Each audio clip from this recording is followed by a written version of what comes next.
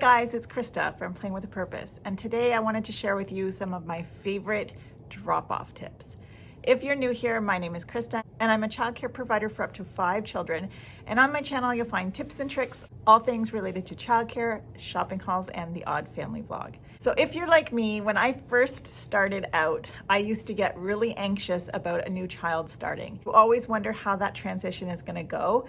And over the many years, I found a few things are super helpful to make a smooth transition. My first tip would be that the parents try to develop a routine that is the same every day. So my very first tip is try to be consistent in your drop-off time. Drop-off time is always at 7 o'clock or it's always at 8 o'clock.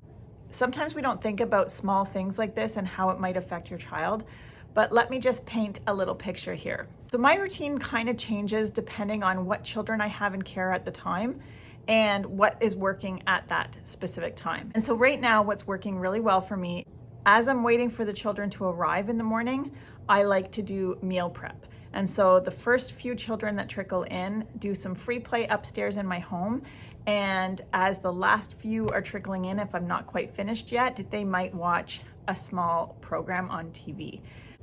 This is what the children come to expect when they're dropped off during that time of day. So if their schedule changes, I may be already downstairs and we might be doing activities downstairs already.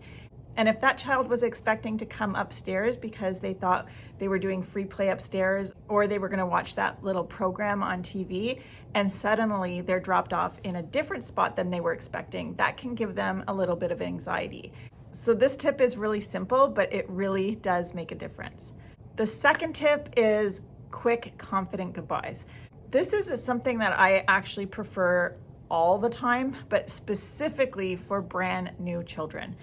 When you're starting with a brand new child, the best thing you can do is communicate with the parent ahead of time that a quick, confident goodbye is best.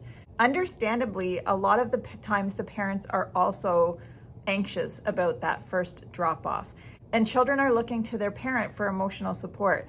And so if a child feels that their parents are anxious, they're definitely going to feel more anxious.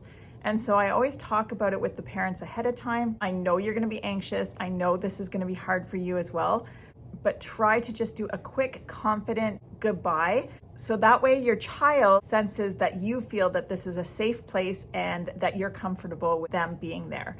And if they have to go in the car afterwards and cry, and if they need to check in with me later by text or phone, that's perfectly fine. But just letting the child know that you are comfortable leaving them here and they're going to have fun is going to really help ease the child's anxieties. And so a quick, confident goodbye is definitely key. It's also really good to have your child practice being away from you before they actually enter daycare. So that means they've had several opportunities to be away from you before they've actually start daycare full time.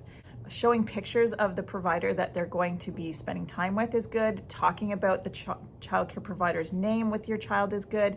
All these things to just prepare them for this big change is really important. I even find this helpful for older children or children that you've had for a while, but especially for those brand new children.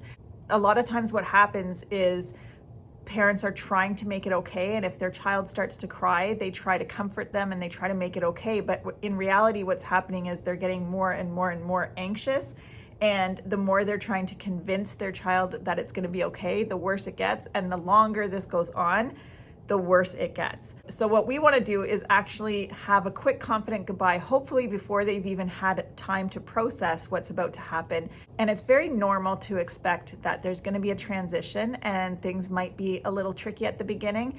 Every child is different and every personality is different, but it's definitely normal if your child has a few tears, and it's even normal for you to have a few tears as well.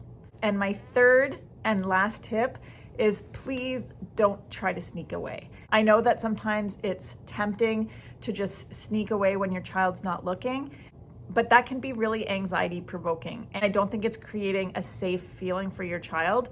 And so I think it's really important that they know that you confidently drop them off here and that they're going to have a wonderful time and it's going to be fun. But sneaking away is really not a good idea. It's definitely going to come back to haunt us later. So as tempting as that might seem, don't sneak away.